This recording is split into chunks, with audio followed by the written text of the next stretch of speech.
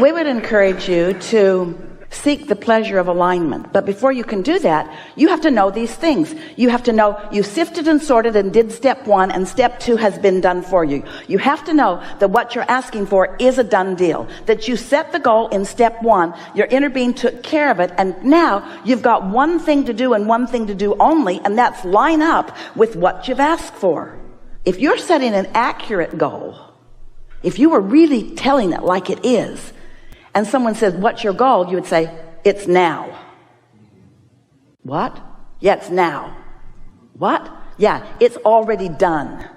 What I've asked for is done. Where is it?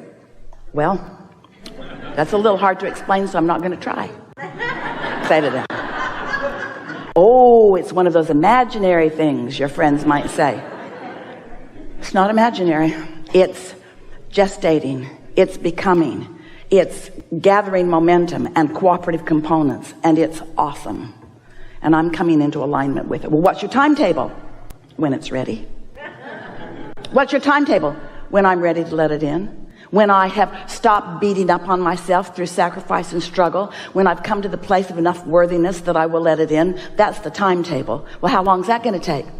Longer now that I'm talking with you.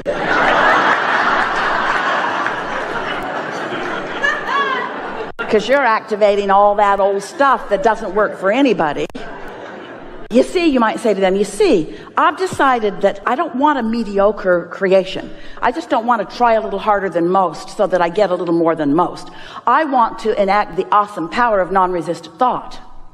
But in order to discover and personally utilize the awesome power of non-resistant thought, I got to stop thinking thoughts that are resistant. And when I look at what is resistant to what's becoming. Because what is not enough money in my bank account. And what is too much hard work. And what is doing too many things that I don't want to do. And what is putting up with the status quo. And what is settling and compromise and sacrifice. What is in the way of what's coming. So every time I focus upon what is, I'm in the way of what's becoming, because they're different. What's in my vortex is prosperity and agility and clarity and the ability to be or do or have anything that I desire. And I've been living enough step 1, and I've put so many pieces, ingredients into my vortex, and they've gathered all the cooperative components so much that I can't even recognize the awesomeness of what's in the process of becoming for me. So all I have to do, we're speaking from your perspective to a friend who's wanting to understand, all I have to do is stay out of my own way by not trying to make it happen too soon, or by not demanding that it be ready before I am. I'm just practicing alignment, alignment, alignment, alignment, alignment. And you know what begins to happen? You see, since this vibrational reality, we call it a vortex because it spins like that. It does. It gathers momentum like that.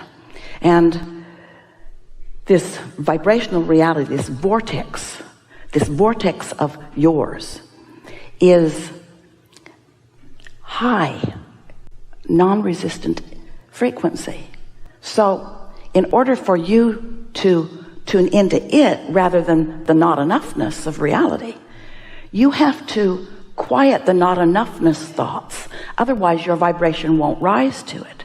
So meditation is a really good way. When you quiet your mind, you stop thought. And when you stop thought, you stop resistant thought, and your vibration will rise. And when your vibration rises, then what's in the vortex begins to occur to you.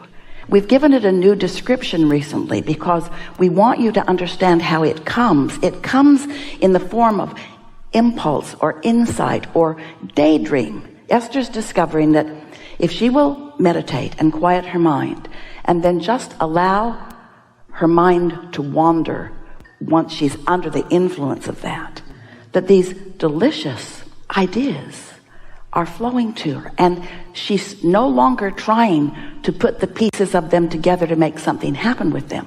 She's watching them like a pleasurable movie, because what these dreams are, they're not actionable right now.